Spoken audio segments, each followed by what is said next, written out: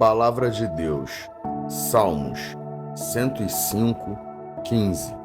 Não toqueis os meus ungidos e não maltrateis os meus profetas.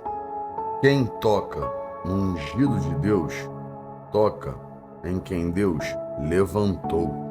E quem luta contra Deus, jamais vence. Então, aqui Deus, ele nos diz ficarmos tranquilos. Quando Deus está conosco, nada abate nossos propósitos. É só confiarmos e seguirmos de cabeça erguida, procurando sempre fazer o certo e ser justo. Assim, seremos ungidos por Deus e ninguém jamais nos vencerá. Ah, pronto, falei. Mente e visão.